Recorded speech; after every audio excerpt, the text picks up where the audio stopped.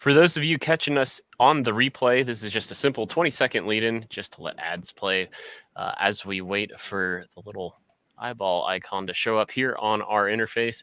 But otherwise, if it's 7 p.m. and it's Thursday night, you found yourself in the CarRguy SixFan show. And tonight, I'm your host, Grant Tommy. I am SixFan, or straight SixFan. That makes me SixFan of this operation, which means this guy over this direction is Jason, and I am the OCG, or old car guy, the car guy of the CarRguy SixFan show. Guys, welcome and thank you for joining us. Pretty excited to have our guest on. We know he's a busy man. We know that he's got a lot on the go, so we don't want to take up a whole lot of his time. But Mike, go ahead and introduce yourself for people who may or may not know who you already are.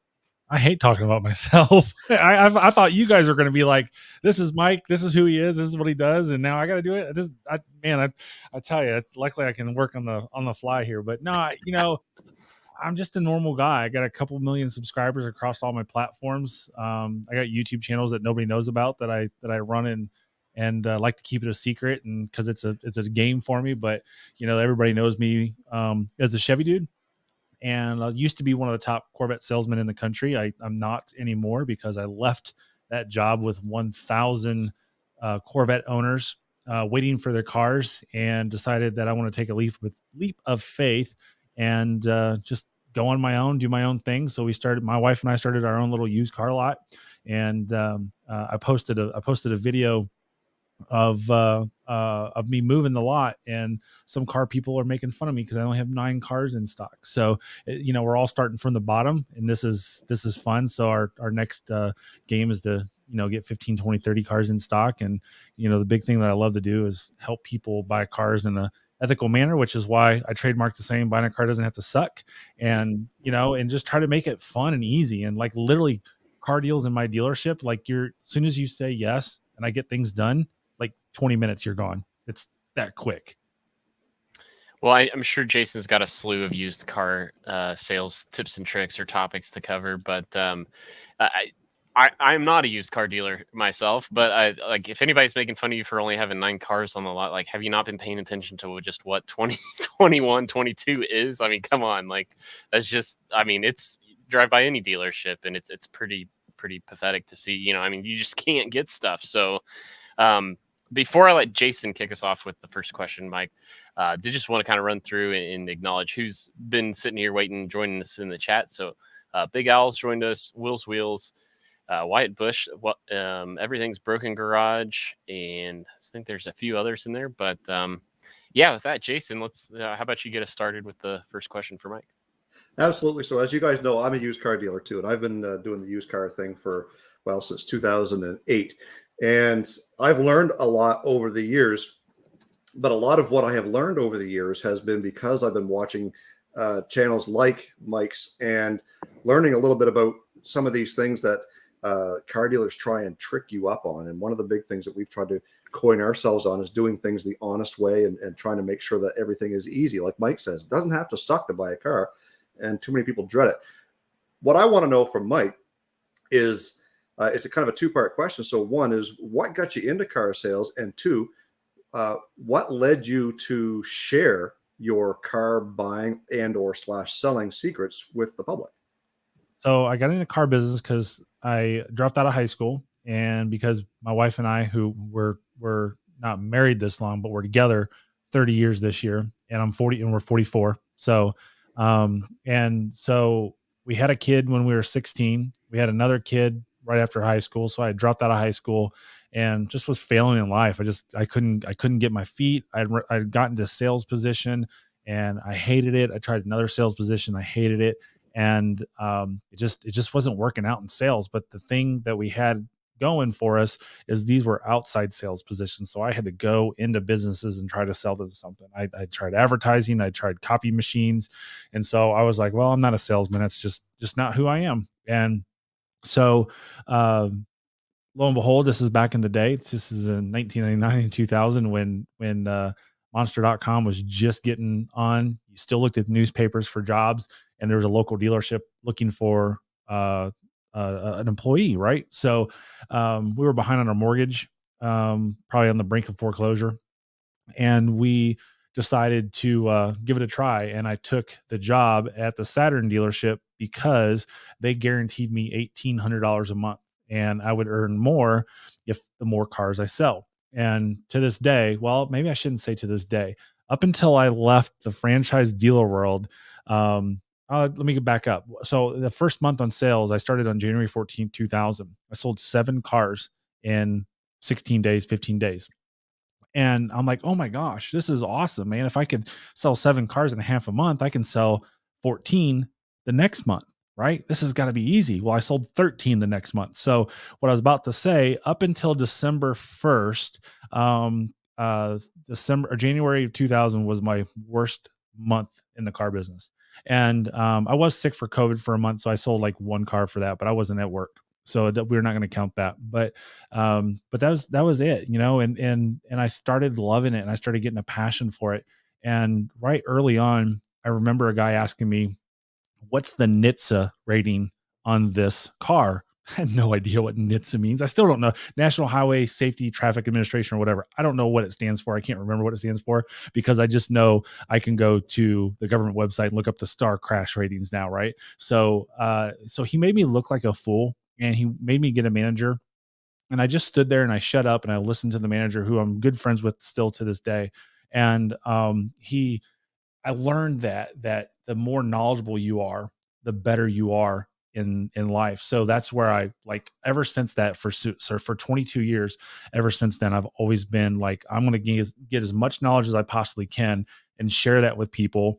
And what changed in 2010 was that I started at Bachman Chevrolet in Louisville, Kentucky, and I was in a town of 1.1 million people, and I didn't know anybody at all. So I decided, you know what, let's get on YouTube. Let's do something. And I made a sarcastic video, but it was still teaching people, but it was very, very sarcastic.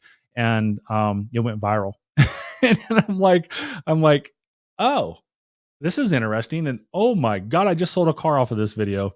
And so I kept going, and, you know, here I am. And the average YouTuber only spends 5 years on the platform. And here I am at, I think 11, I think I'm 10, 11 years on the platform.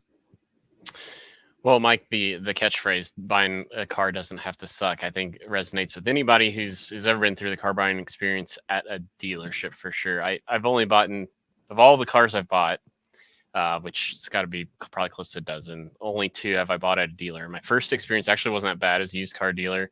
And, you know, that's my baseline. That's what I assume every experience is going to be at. The second one was at a BMW dealership. And I got the, hey, sit here in this room for a good 20 minutes while we go get the manager. And just honestly, my wife and I hadn't really set aside enough time that day for what that experience was supposed to be. Right. It's like we were actually trying to make it to like a niece's birthday party. Like, what was taking so long, you know? And we had a pile of cash too. Like, we were paying at least, I don't know, 2/3 in cash. So when you say buying a car doesn't have to suck, what if you had a, you know, take the positive word, what would you summarize, or what you want the customer experience to be in one word, I guess? Amazing. Right? Everything in life, we have this terminology in our head of what's amazing and what sucks, right? Don't make it suck, make it amazing. It's very simple to make it amazing, and just do it. And what happens, I think, in the car business is there's too many people in key, and I'm not saying anything negative about Bachman Chevrolet, so I don't want anybody to take this as what I'm about to say is negative towards the company. But when you have more chiefs than Indians, it doesn't work out real well, right? So all the chiefs want to do something. So when you have, and with their thing, they have 10 managers and 20 salespeople, and there's like, you don't need that many people. There's too many hands in the pot, right? And so that's one thing that we want to do with our new car store, and why it's only just me and my wife right now. And we're very well overworked and very overwhelmed. But we're managing it all, and I keep making changes inside the dealership, which is not good for anybody. But, you know, so that's the biggest thing, is just make it awesome. How do you think that's awesome? I literally have a shirt that says awesome on it, right? So that's why that came into my head real quick, is what makes it awesome for this person? What makes it awesome for Grant is completely something that's going to make it awesome for Jason. Right. So, so that's the big thing. And the one word is just how to make it awesome for someone. And it comes with just listening to them and doing whatever it takes to make it awesome for them. And that's what our goal is for the dealership, is to do whatever it takes to make it awesome and not suck for people. So one of the things that that kind of resonates with your kind of coming up story through the years of sales and whatnot is that I too started at a GM dealer back in 2000. I left a really good paying sales career in electronics, consumer electronics, so TVs and VCRs and DVD players, all that good stuff. And I said, I want to sell cars because cars is my thing. I like dabbling in that. And I sucked. It was kind of the same idea. We're a small town, and we service in our community probably about 25,000 people. And there was 4 salesmen at this GM dealer, and there was 3 managers. So like you said, too many people, had their hands in that sales pot. I had a hard time with it. So I went back to my position. But one of the things I guess that I want to know from you is being in sales. Do you find that being in the customer service business or being in sales sets you up to expect way more out of everybody else that you come into contact with, whether it be the waiter at the restaurant, whether it be the guy at the furniture store, whatever it happens to be? Do you find yourself expecting to get the same service that you give from these people? Oh, I'm brutal, dude. I knew it. Oh my God. So like I say in my head all the time, don't be a dick, right? So it's like I'm very, very like the level of service that I expect out of people is here, but I also, like, everywhere I go, I tip 100% of the bill. If the bill's $1,200, congratulations, you got a $1,200 tip. Everywhere I go, it's 100%. So I expect that level of service because I'm gonna pay for that level of service, right? So so yes, I do have a high standard, and I do in back of my head, I let a lot of things go. I'm never like I like right now, because I'm running this business and we're less than 90 days in. We're going to come up on 90 days here in a couple of days. Like I am so polite to people because I don't want to come across as a jerk to people, because I expect things to be done. Like transportation right now of getting cars from auctions. Oh my God. Like I'm overpaying for it all. But it's like, I'm overpaying for it because I want it here tomorrow. Get me my car tomorrow, because I can't sell it while it's not here. And I know that I can sell this car in single digit days. So I will overpay by $100 on a transport, and then just, and then make it up on the back end. So yeah, so it's I'm super high I don't want to say high maintenance. I'm super high Expectation. yeah, expectations. That's a better word for it. So yes, but I'm not a jerk, and and this is kind of the way I look at it. So I don't follow a lot of social media and I don't watch a lot of stuff, but one person that keeps popping up in whatever I do, if I'm doing research or whatever, is Justin Bieber. And he's kind of a jerk to the paparazzi, right? And I get it. And I'm no Justin Bieber, but like I have people that walk in to my dealership every day. They call and hang up on me every day. It's like I probably get 20 hang up phone calls every single day, and it frustrates the hell out of me. But it's like I don't want to go out there and be a jerk to those people, because you just never know what is going to come around, right? Maybe Justin's ruined a fan's experience because he went out to a paparazzi and was, hey, he's like, could you not film us? Like, dude, you walked into this. I walked into it as well. So it's like, I just got to expect it. So I do like try to be very, very conscientious of my behavior when something doesn't go right. And I probably overdo things, and maybe I have bad service. I'll still tip them 15 or 20%. And my wife's like, you shouldn't have given that much. Right. So I was like, I don't want them to ever think that, like, especially if they don't know who I am today and they find out, I was like, oh, that's that jerk that gave me no tip, or right, or a penny tip or whatever. So yes, I have the high expectations, but I try to be very, very conscientious of the surroundings of those as well when they're not up to what I think they should be. I mean, for a third person point of view from the non-car dealer side, like I wouldn't have ever considered myself a great tipper historically, but it's like I always give restaurants, right, 15%. You have to do something really bad for me to tip less than 15%. Like that's happened very rarely. But like ever since 2020, right? Ever since the food service industry, like as hard as people's lives are, like kind of to your point, Mike, like you don't know what they're going through. It's like I'd try to go out of my way now to, I mean, go a little extra like for around every corner. I mean, it's just again, it's the world we live in right now. I did want to remind everybody, like Jason and I, through the Car Guy and SixFan show season 7 here, we do keep track of the super chats. So thanks. Everything is Broken Garage earlier dropped $18.12 Canadian super chat because he has a affection for the War of 1812, it appears, and that's always the same amount every time. So thank you for that. We do keep track of that, and we try to reward you guys at the end of the season because of that.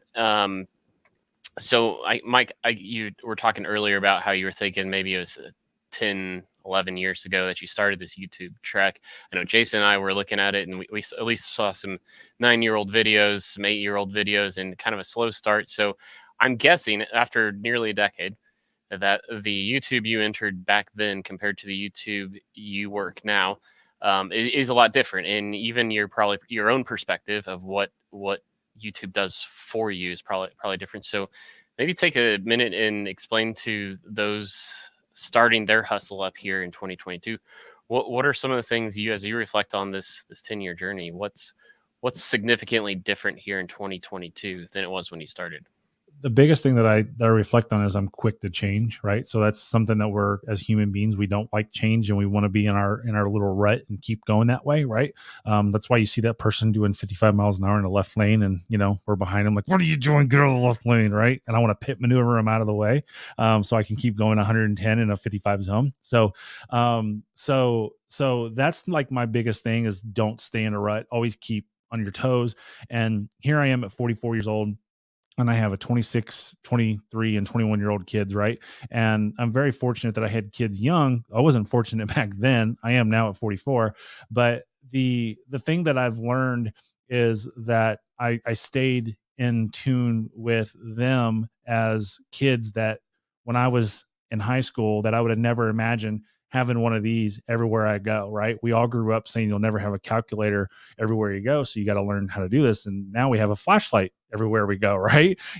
And so that's like my biggest thing has always been on change and always been on the front edge of the curve of technology and stuff like that. And so what people are kind of learning now on YouTube to get going, I was working on 6 and 7 years ago. And now, I pay someone a whole lot of money every single year to mentor me and guide me to do better on social media and do better on YouTube and how we create videos like last night's video or today's video.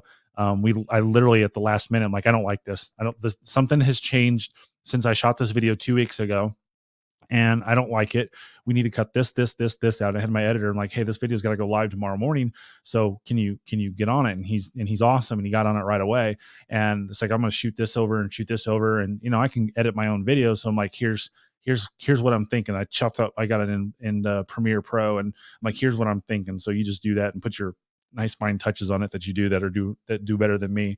And so that's the biggest thing is I've learned to stay on that outer edge of that curve and not like I've got to do it all myself or I'm the best at it, right? I'm willing to like give someone else credit for something because I don't need credit. Nothing, I don't need to take credit and because it doesn't buy me anything, right? So we mentioned karma earlier. Good karma buys us a whole lot of stuff, and at the end of the day, it's everything that we're all involved with. It's all involved with some sort of money or monetary value to do something in life. If it's to have a good, easy life, go on vacation, buy cars, whatever the case may be.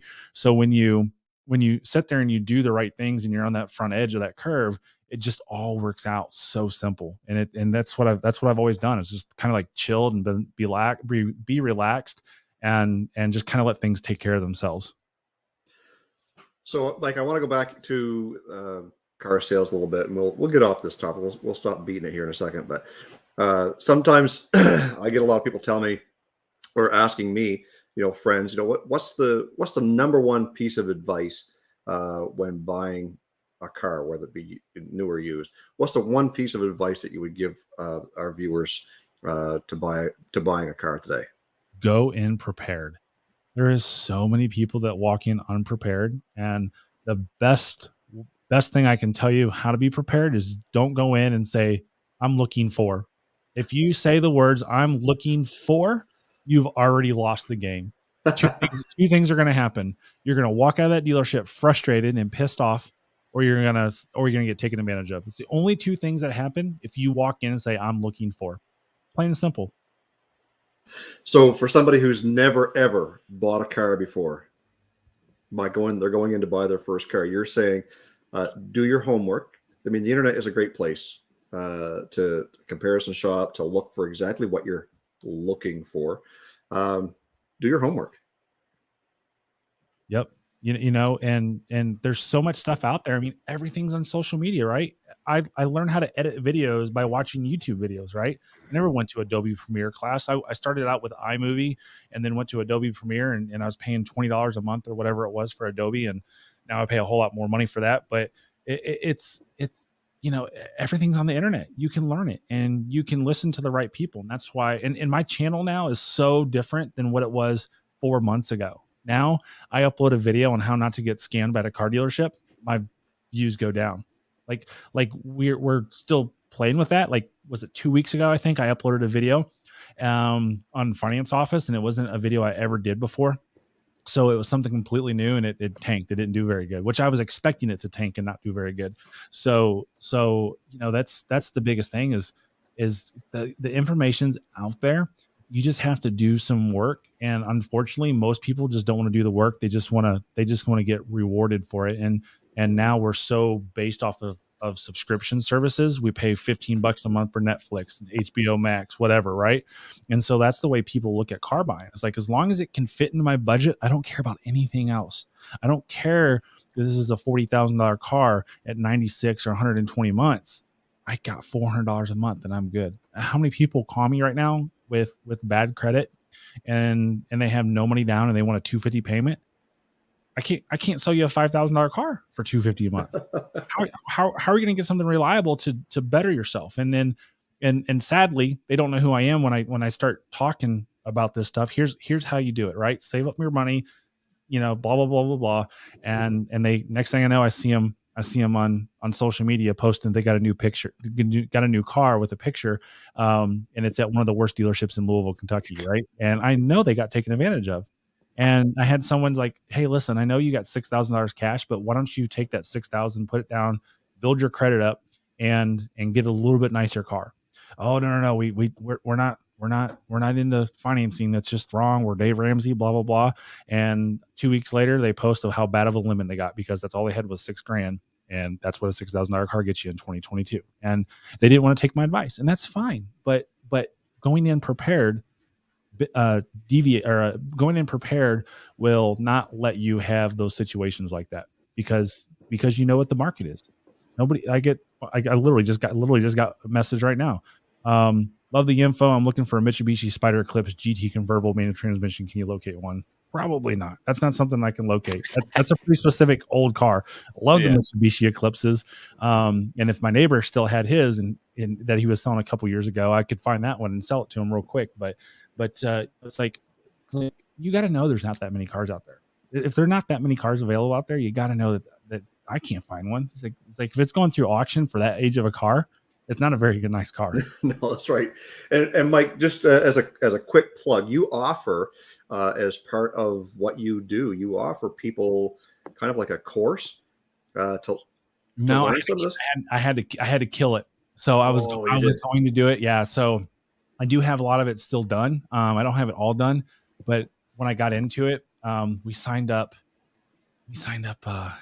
several hundred people at the beginning, right? It was absolutely crazy.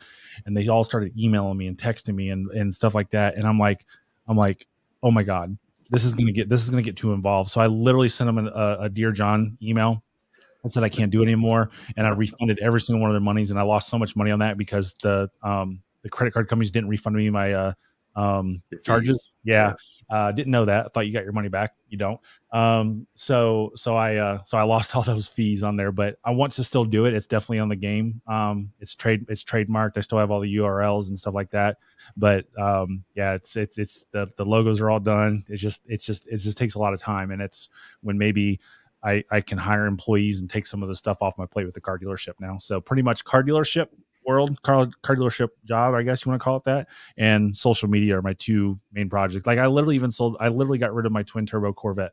So because it's like I'm not going to have time for it, and it's a bunch of money just sitting in the garage, and I'm not a type of person that wants a car sitting in the garage. I want to enjoy the car, and I'm not going to enjoy it. So let's just get rid of it. And of course, the values are stupid high, so I didn't lose any money on it. But that's like how involved I am with this new dealership and in this venture, is that I got rid of what I thought was my prized possession car.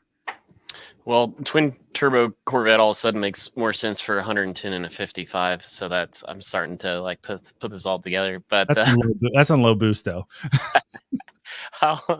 So again, I guess I'll offer the alternate perspective as the non-car dealer owner, and just the consumer. But Mike, when you were talking about come in prepared and do your research, it's funny because like I guess I'm as frugal as a person as they are. So I don't.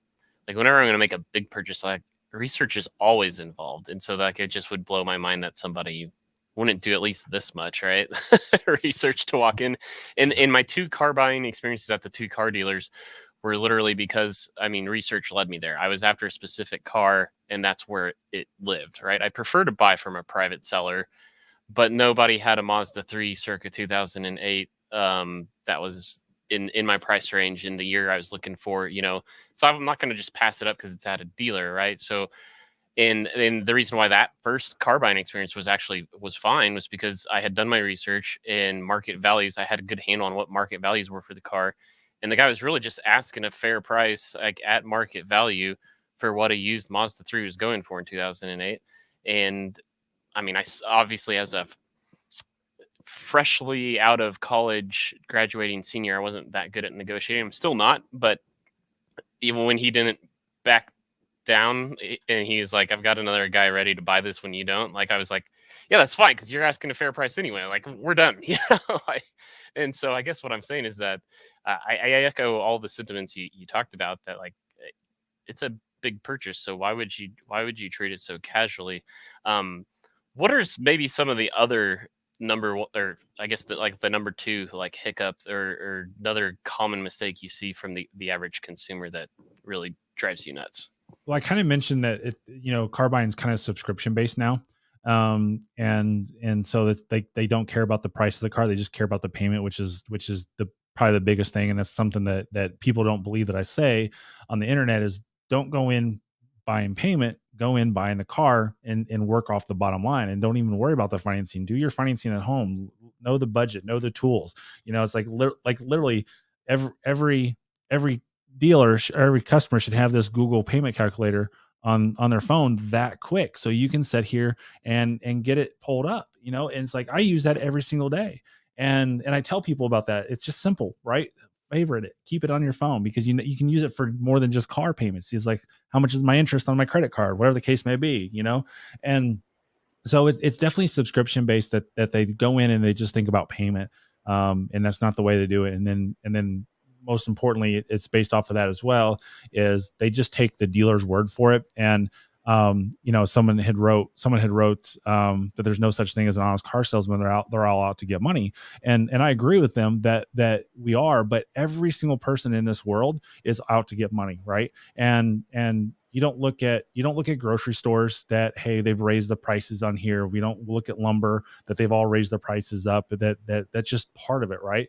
But the car salesman in the car industry is the ones who gets the most scrutiny. But when you go out and buy things, you're taught in the car business, like, oh, make sure you ask them for the invoice, right? But you don't go ask them for the invoice on the groceries that you bought. You don't go ask them on the invoice of the pack of cigarettes that you're buying every day, that you're spending 10 times more per month on cigarettes and junk than you are your car payment. So it's just scrutinized on the car dealership. But that goes back to number 1, is just go in prepared, and you don't have to worry. You won't get screwed over. I promise you 100% of the time, you will never get screwed over if you go in prepared.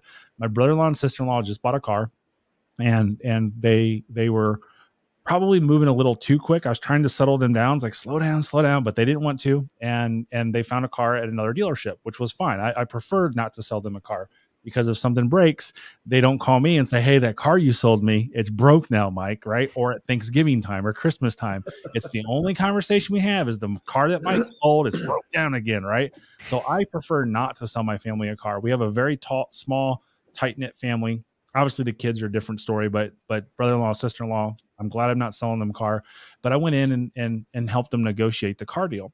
And you can't really negotiate price on a car deal right now, but you can negotiate reconditioning of the car. Dealers are not spending money on cars because they are scared that if they spend $1,200 or $1,300 reconditioning a car and the market flips, then they're not going to get that money back at auction. They can get their purchase price of the car back at auction of metal, but they can't get reconditioning costs back. So they're not reconditioning that stuff. So I kind of just sat back at the dealership, didn't say a word, didn't bring my computer in with me, didn't wear anything that showed I was a car salesman, and literally just shut my mouth. And then the negotiations came up, and that's when I hit them. And I'm like, I asked the sales manager, I'm like, well, are these cars moving pretty quick, or are they a slow mover on the market? I already knew they were a slow mover on the market. There's a ton of them out there, right?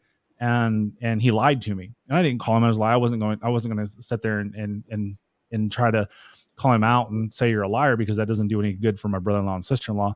But he lied. And I'm like, really? That's interesting, because the information that I was reading was showing that it was a slow mover. And he says, yeah, we look at 100 miles out. Well, I said I was looking at 300 miles out because that's a good driving distance that I can go anywhere out there. And he says, where are you getting your data from? Hold on a second. I'll be right back. That's when I go out and get my computer, and I pull it up, and I'm like, yeah, it looks like yada, yada, yada, yada, yada.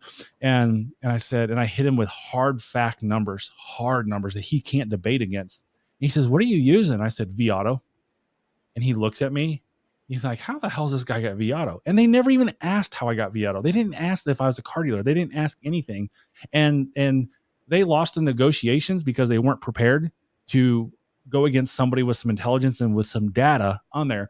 I didn't negotiate the price of the car. I negotiated reconditioning of the car. The car had all four wheels curved, had a busted tail light, and getting all those, and then tires were out, not very good.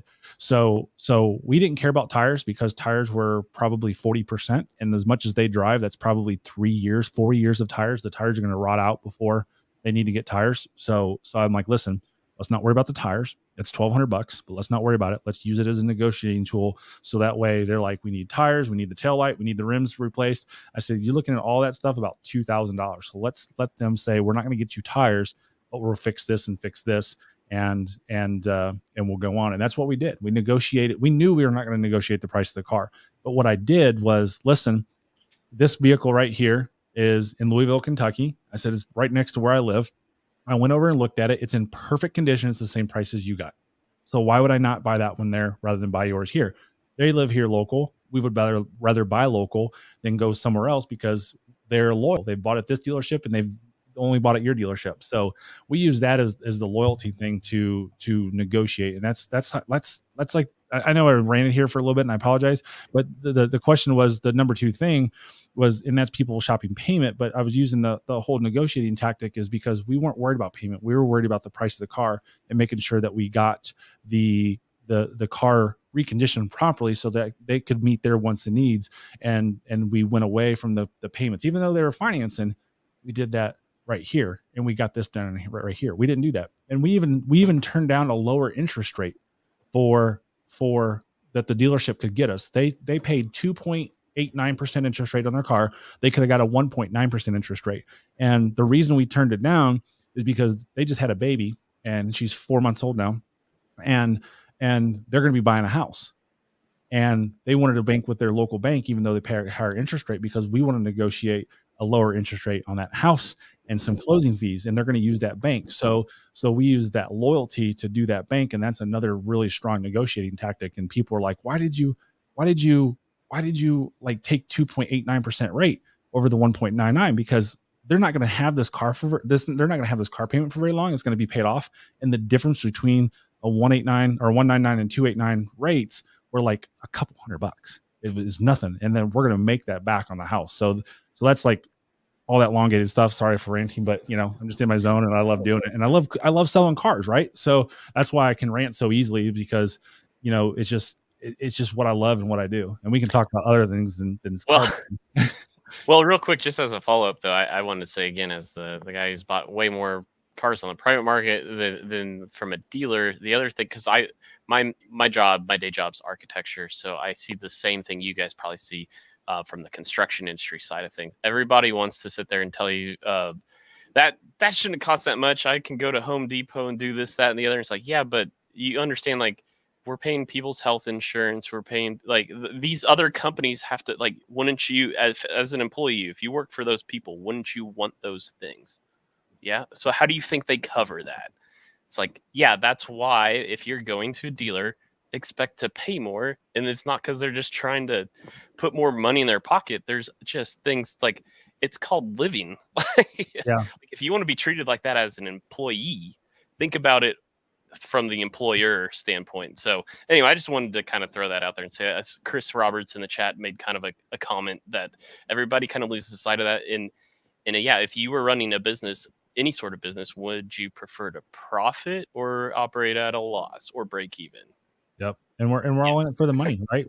It's we don't have to wake up every day and think money, money, money. I've never walked into work thinking I got to sell this many cars today because I need to make money, or I need to make a $4,000 commissionable gross on a customer so I can pay for this.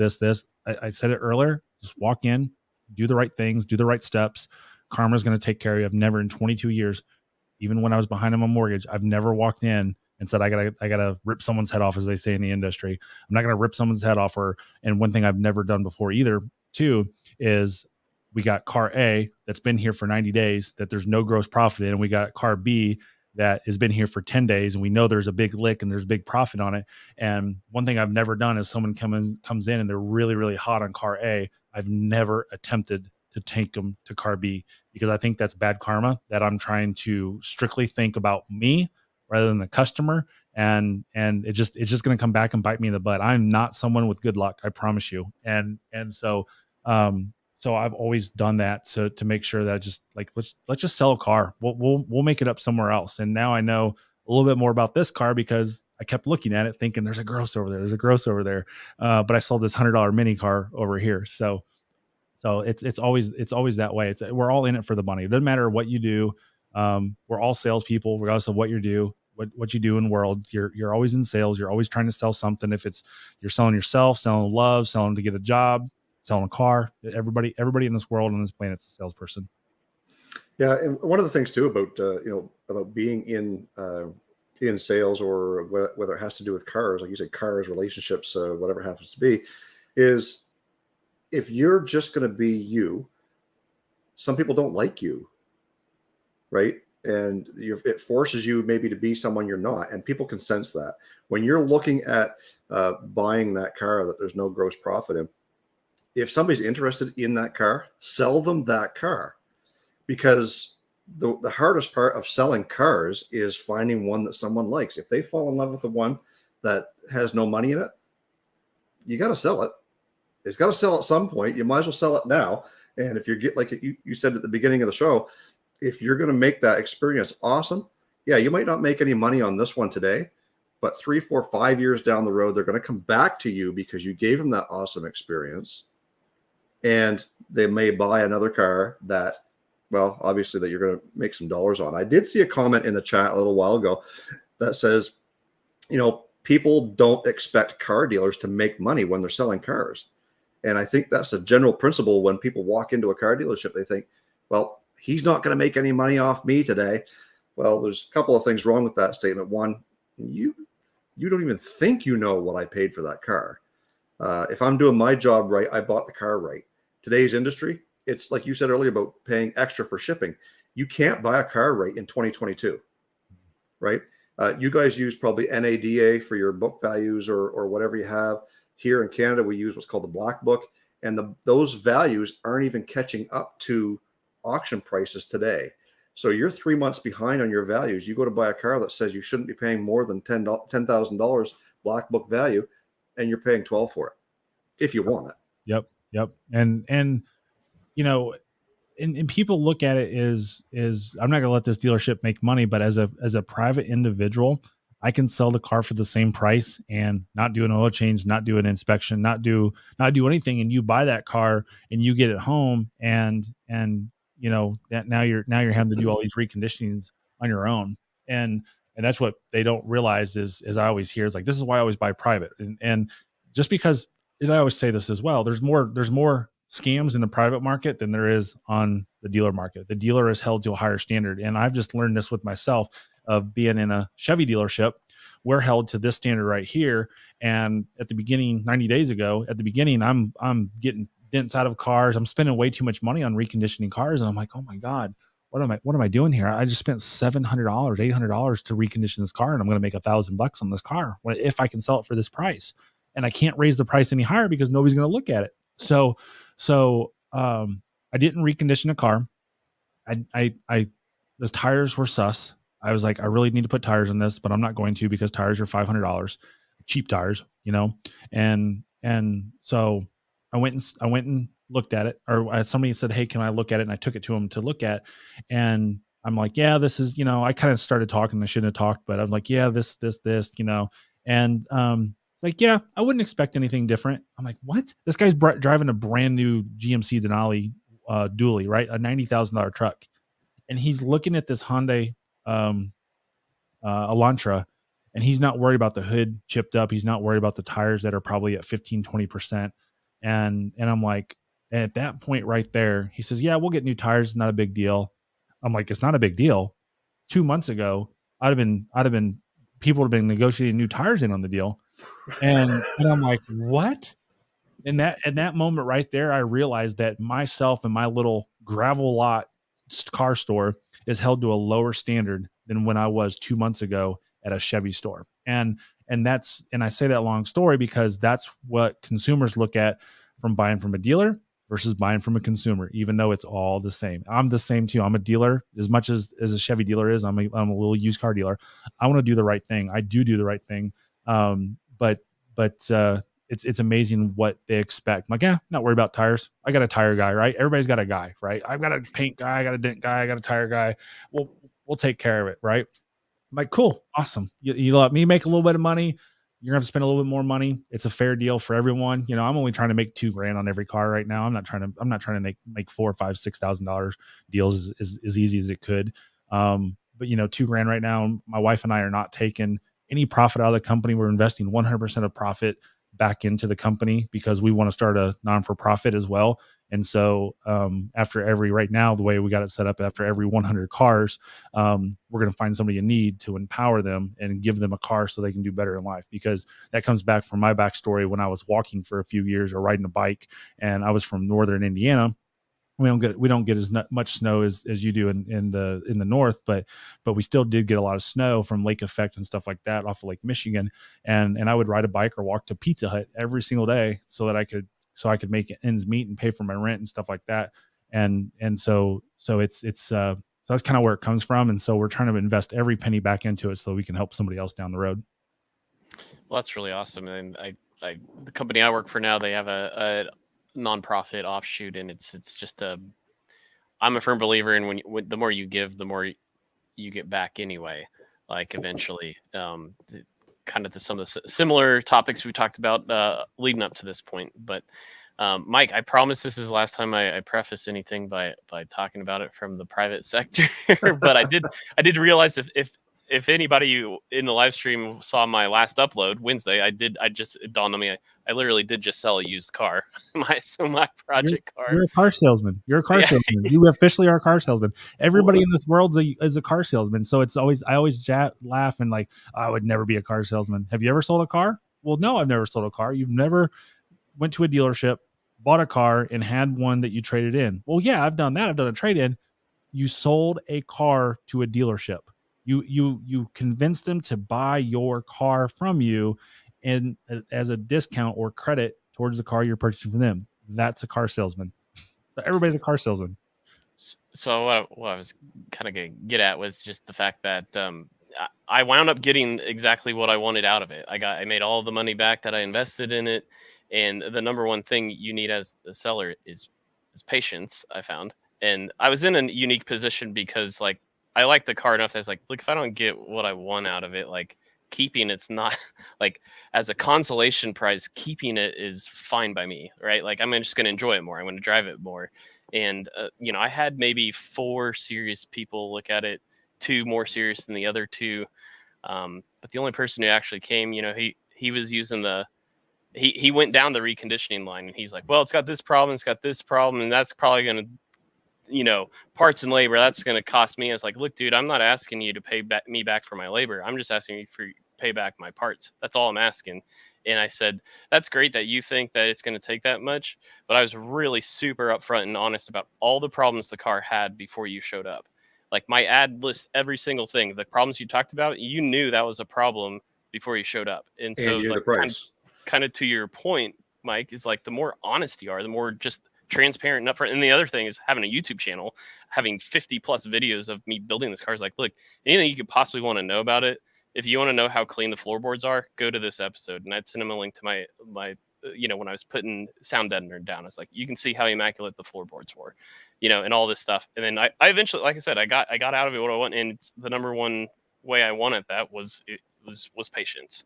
And I suspect that as a car seller, there's probably some other character trait that you realize you've got to inherently have. So what is that trait, I guess, as a seller? I think the biggest thing is having enthusiasm and having what I think is passion and love for what you do. Right. I don't want to do something I hate. Right. So I've said this a little publicly, or I've kind of said it publicly. One of the reasons I left the Chevy store was because they're selling over MSRP. I don't want to do that. It wasn't fun for me anymore. I lost the joy of it. And this wasn't, you know, we didn't just like, hey, let's start a car dealership, right? It wasn't something that we just thought of and did. We formed the company 1.5 years ago, and we were just waiting for that right opportunity. And you know, we started charging over MSRP in July of 2021, and I didn't leave the company until November. And we were kind of looking, and we weren't even looking for a car dealership. We were looking for a area that we could build cars, because we thought we had this idea. We're going to start a third YouTube channel, and we're going to, our third public YouTube channel that people know about. And we're going to build cars. We've never done it before, but let's do it. We're twin turbo in the C8. So we got that. We're going to put a supercharger in the C7. You know, we're going to do the C7 stuff ourselves. And lo and behold, we run into this building here, and we look at each other and we're like, this could be our car dealership. And immediately, didn't even think about it, didn't even hesitate. We'll take it that quick. Like we went there for looking for space, for cars, for garage, and we walked away with a business, you know. and it's like I sold myself. It's like this is the right timing. And everybody's like, how are you going to get cars? Why are you starting? This is going to be the worst time in the world to start a car dealership. I'm like, I don't think it is. I think it's one of the best times, because it's going to be tough. It's going to be difficult. It's not going to be easy. You know what? When it's easy, it's going to be really easy for us. And when it goes back to being difficult and hard, we're going to be prepared because we went through this. And then my wife didn't go through 08, 09, and part of 2010 in the car business, but I did. And I know what it's like when we have all sorts of cars, we have no buyers. And now in 2021, 2022, we have all sorts of buyers, but we don't have cars. So now I've got both spectrums of this: too many cars, too many customers. And when our building grows and our business grows and we start hiring people, we're going to be prepared. I think it's a really good time to start this, even though it's not easy, but it's going to be smart. I think it's smart, and auto addiction says it's fate, and he or she is absolutely right. Yeah, and that's part of, you know, what being in business is all about. If you can make it through the hard times, you're gonna pull off the easy times. It's going to be a breeze for you. Like I said before at the beginning of the show, we started our dealership in 2008. The world was in a global recession in 2008. And what does me and my father think is a good idea? Let's invest our money into used cars, because that's what the normal man would do, right? Well, we did it, and we grew a business, and we're still doing it today. We're going to steer away, guys, a little bit from the used cars topic here for a minute, but we want to give you guys an opportunity to ask Mike some questions. We are getting close to our time, so we've got 10 minutes here. We're going to if you guys have some questions, and I think somebody had one earlier that we want you to ask that question again, but go ahead and ask your questions in the chat. We're not going to be able to get to all of them, but we'll try and get to most of them in the time that we have. Ask your questions of Mike. We'll try and get him to answer those. In the meantime, while we're waiting for those questions to come in, Mike, we usually like to take a round the table here to talk about some upcoming things on our channels. Is there something that you can share with us that's coming up on your channel that people might be interested in, that they want to head over there and take a look at? Yeah, we're gonna shoot our 90-day update video. We've been working on it for 2 weeks. 90 days. It should be February 1st. I gotta do the math on it, but my wife just yelled something I can't hear with my headphones in. Thank goodness. So we're gonna do our 90-day video and just kind of show where our fails were, where our wins have been, what we've learned. And there's also a car that we lost $3,200 on selling. So we're going to talk about that as well. Jason, what's coming up on Old Car Guy? Well, as you guys know, we have made the purchase of the Toyota Echo, which is going to be the donor transplant car for the Yugo. So the first video on the we haven't figured out whether we're going to call it Toy Yugo or the Yugoda yet, but nevertheless, that video is coming up probably the next day or so. So stay tuned for that. Grant, what is coming up for Straight Six Fan? Yeah, I'll try to keep it short because we do have at least 3 questions that have rolled in for Mike. So, but as you know, I am on every other week upload schedule now, and with Project Low Fairmont officially sold, we are dusting off the Rat Rod Radio Flyer go-kart project and kind of taking it to stage 3 here. So, Mike, our first question comes to us from Elliot Jameson, who's been he's been coming at it strong in the chat tonight. I don't know his tone necessarily through all the comments, but he's been bringing it for sure. So he wants to know, and of course he's shouting when he asks, what is the real invoice? So I can only speak for US since we have an international base here. And I can really only speak for Chevy, right? So for GM. So, cause I've never worked for anybody else, but you got the price you pay, what General Motors takes from you, which in the invoice world is called 310. And then the dealership, can elect to pay advertising costs, which is sometimes 1%, sometimes 1.5% of the base price of the car. And then they have their holdback, which everybody hears, which holdback's an interest-free loan that the manufacturer holds until you sell it. And then that's what, depending on the vehicle, we're going to use 237 for cars. For 237 is the real, what we call triple net invoice. That's what the dealership really owns the car for when they get their money back. So the advertising money generally comes back because that's all co-op. But then on top of that, the dealership can make money based off of how many units they sell, how good on new car worlds, what their franchise fees are, or what their franchise surveys are. There's all sorts of bonuses, just like we have in our real world. There's all sorts of bonuses that the dealership can get from the manufacturer to lower their cost, but that stuff doesn't really affect the actual cost of a car. That may be 3 months down the road after you bought that car that, okay, we won this bonus, and that just goes to the bottom line as profit. It's operating expenses, right? Or operating profit. So that's where that goes into. So what in my store, like, in my analytical ways, I want to charge everything I can to the car, gas, whatever. Right. But it's just too much work for me to do. So I was talking to my accountant. I'm like, I really want to do this, but I don't want to get a receipt of the gas pump or take a picture of it and like, okay, I got to go back and put this in the DMS because I spent $10.42 for gas. I'm like, that's BS. I don't want to do that. So that's just operating expense for the dealership. That's what it is for them as well, profit or expense. Now I don't have any operating profit like that because I don't get kickbacks from the manufacturer. But ultimately, if you can use the third-party websites to see that you're getting a good deal, then you're fine. But the biggest mistake that I see people make is they worry about holdback, they worry about advertising and all this stuff and credits that they get. So the thing is, just go in. If you think you have a fair deal, perfect, sign. If you don't think you have a fair deal, the biggest power move you have is getting up and walking out. And if they call you, you can get a better deal. If they don't call you, you've probably got your best deal. And All right. Papillon Cycles come up too. I was reading this one here before you popped it up, Grant.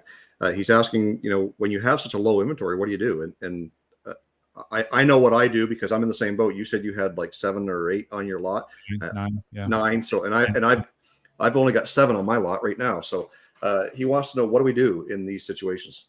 So you got to make as much money as you can on them, right? So I'm just selling things and just kind of what I've said the entire show. Just don't worry about anything. Do your job right, and it all works out, right? And there was a couple days we had like no cars in stock, nothing. Our lot was bare with like 1 car, and we're like, oh my god, we gotta buy cars. Next thing you know, we bought 5 cars in one day. My wife won 5 auctions. I'm like, oh my god, that's awesome. And then I'm pushing the transporters. We need to get these here right now, right? So, but that's the biggest thing is just doing it right, and it'll work out. I moved that lot the other day, and I sold one of the cars that I moved because I was out there doing things, and the people came in, and I didn't realize it was President's Day here in the United States. Had no idea.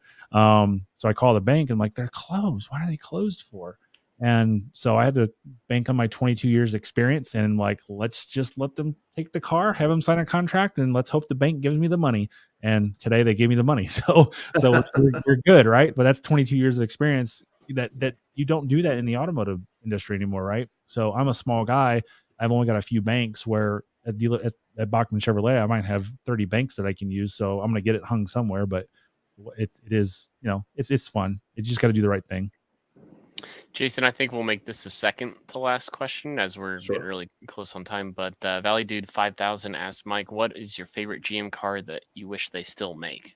I'm guessing Valley Dude misses the Firebird. He kind of hit it on the nail on the head. WS6, right? I mean, it's the WS6 in the day was not something that was like people looked at, but now today it's like, man, I wish I had a WS6. You have the why am I drawing a blank?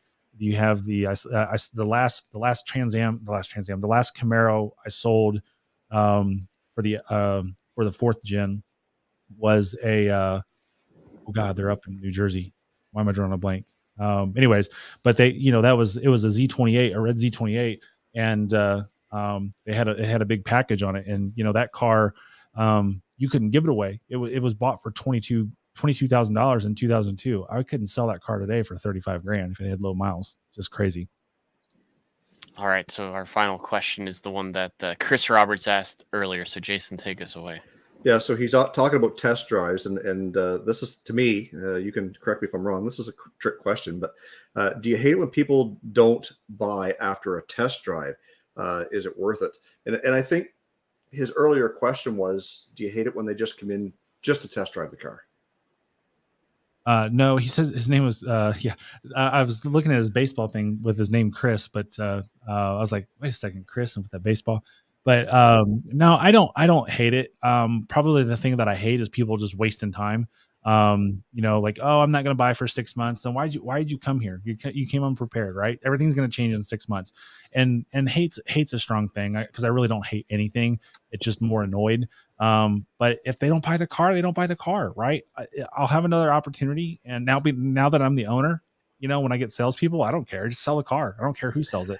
But as a salesperson that I was for 22 years, yes, it's disappointing, but at the same time, I know I'm going to have another opportunity. And every time that I talk to somebody, the more practice I get, the more better I get, and the more opportunities I have down the road, because, movement creates action, and action creates, just sales. It's a proven fact in the car business. The more you do, the luckier you get, and the car business is all about luck. It's just a matter of being in the right place at the right time. There's how many times I've used the restroom and it's cost me $1,000. I mean, that's I couldn't even begin to tell you how much it is. But if I sit there and dwell on that, I'm like, oh my God, I just went to the bathroom and that person just made $1,000 commission because I wasn't up front. I wouldn't be where I'm at. And just, I don't care about a lot of things. I learn from the mistakes. I learn from the bad misfortune, but I learned from it. I'm moving on. Well, and that's what you do. You can't dwell on every natural instinct that you have. Like you said, you'd be sitting there, chopping your fingers off or whatever. Like you can't dwell on it. You take what comes, you do a good job at it.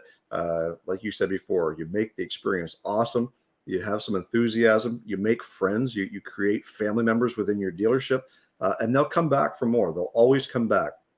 And if you never see them again, don't take that as something that you did wrong, because car buyers are fickle people. There's virtually almost no one person out there that says, Mike Davenport is my salesman. He'll always be my salesman, and I'll never buy a car from anybody else. And then the next thing you know, you see them driving something down the road with somebody else's sticker on the back. Or I left the Chevy dealership and they were forced to buy from someone else, right? Yeah, there you go. Exactly. You're never bigger than the company. You never are. And the only time you're ever bigger than the company is if you own it. But at the end of the day, you're the face of the company. And, you've got to treat people like they are family. And I've always said this before. People used to say, well, I'm the customer. I'm always right. And behind their back, I would say, no, ma'am or sir, you're not. You might be number one because you're the customer, and I'm the one that's got to look after you, and I'm the one that's got to make sure that you're happy with your sale. Doesn't mean you're right. But of course, you say that behind your back. We always want to write a book of things you just don't ever customer. That's one of them. I'm thinking about doing a YouTube video. If car salesman told the truth, right? And people are going to think something else, but then say what they say. I will say real briefly, an auto addiction asks how to grow your channel. And the key, I can answer these questions really well too. The key things on growing a channel is thumbnail and title, and then work the video. So something that I do that I've learned, we talked about earlier, is being on the front edge. I'm lucky to be associated with the guy who handles a lot of Mr. Beast stuff. And, that guy's been getting ready to hit 100 million subscribers. So I was taught to tell the story with a thumbnail and create the thumbnail before you even think about creating the video. You got the idea of the video in your head, create the thumbnail, make the title, shoot the video. And that's like the biggest thing. And then secondly, on top of that is be consistent with your upload schedule. If you're going to upload once a week, upload once a week at the same time. If you're going to upload twice a week, do it twice a week.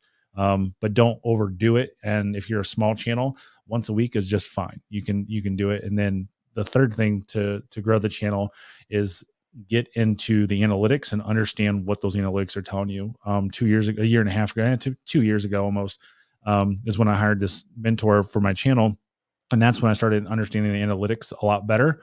And I've seen my channel do nothing but go up. So have my other channels as well. So it's really important to understand the analytics. And then the best person to watch, I think, out there is Daryl Eves. If you look him up, he's fantastic when it comes to YouTube. And Mike, it wasn't that long ago you were reaching for 100,000 subscribers, and now you're at over 4 something, right? Is it like or something on this channel? Yeah. Yeah. So one of the things is, and we've always preached about this too, is the first step to having a successful YouTube channel is picking up that camera. Yeah. So I launched a new YouTube channel today. So uploaded the first video, and if I got 5 views, I would be surprised. So I have 2 views in 8 hours. So, and no subscribers. Hey, we all used to be there at one point in time. We were happy to get a couple views a day, right? Yep. Mike, thanks so much for taking time out of your busy schedule to be a part of the CarRguy SixFan show. I know that we had some great conversation in the chat talking about how good and bad car salesmen are from certain people, but nevertheless, we all can't be painted with the same brush. And I think that people like yourself, I hope that I'm a part of that as well, are trying to just make it a different experience and not the way it always used to be. So I appreciate you being here. Appreciate you sharing your tips and tricks and being a part of our show. Thank you. I appreciate it. So having said that, guys, we appreciate everybody coming on and watching the CarRguy SixFan show. Keep in mind, this is a joint effort. So next week, it's going to be over on my YouTube channel where we'll have another great guest. And that way you guys can share the experience of what it is that we're doing here, trying to keep the automotive niche alive on YouTube. So I think I'm ready to close out, Grant, unless you have anything else you have to say. Well, usually we do bounce back and forth between every other channel, but because you went 2 weeks in a row because I couldn't make last week, I think we were gonna keep it on my channel. But well, that's fine. That's why you got to follow both of us, so you know how Jason and I sort this thing out by the time next week rolls around. You But, take 1 week off, and look, everything all goes to hell. by the way, thanks to Luke from Coastal Auto Reaction for bailing me out. But that's going to do it for this installment of the Car Guy and SixFan show. Again, make sure you're following both Jason, myself, as well as our guest, Mike Davenport, the Chevy Dude, on YouTube, and we will see you the next time. Thanks, guys.